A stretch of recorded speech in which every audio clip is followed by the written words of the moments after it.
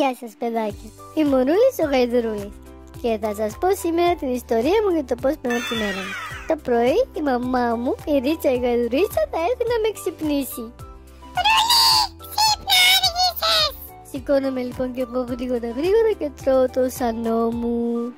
Μετά θα έρθει η μαμά μου η καλή μου να με φιλήσει και να με αγκαλιάσει, πάντα έτσι κάνει.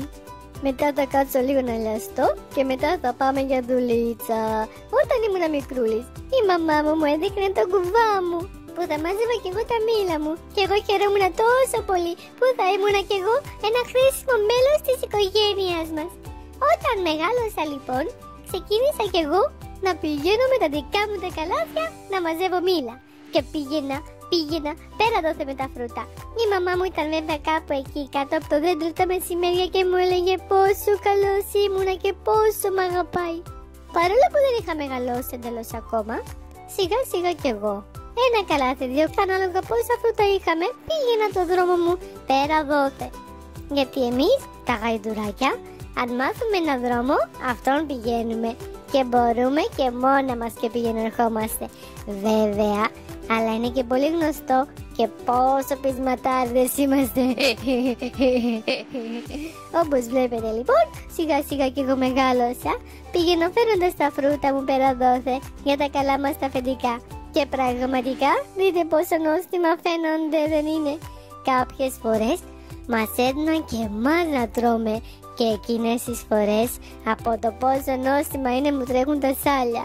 Μία μέρα λοιπόν άλλη ήρθε ο φίλος μου ο Μπάμπης και μου είπε για μια μεγάλη ευκαιρία και του είπα δέχομαι, χάρηκα πολύ. Τέλος πάντων, και τι ήταν αυτό τελικά λοιπόν παιδάκια? Να διαλέξουνε τον καλύτερο γάιδαρο για το κανάλι του Κοσμοτόπιο Kids Show, λέει. Γιατί ήταν ένας γάιδαρος, ωραία. Θα πάρω κι εγώ μέρος και θα τους χορέψω με τον καλύτερό μου τρόπο. Έβαλα λοιπόν και εγώ τα γυαλιά μου και ρεσίδες στο λαιμό να πούμε να είμαι cool και το είπα μετά στη μαμά μου, στη Ρίτσα τη Γαϊδουρίτσα. Και αυτή μου είπε μπράβο παιδάκι μου. Και ναι, όπως καταλαβαίνετε, εμένα πήρανε yo. Δείτε πως χορεύω, γι' αυτό με διαλέξανε. Από εκεί και πέρα τα υπόλοιπα είναι ιστορία. Τέλος πάντων παιδάκια, αυτά για σήμερα. Θα τα πούμε ξανά. Τα λέμε. Ρούλη, τελικά θα μου πεις για πού πήγαινες? Δεν μου είπες εδώ το τραγούδι που σε ρώταγα. Δεν ξέρω.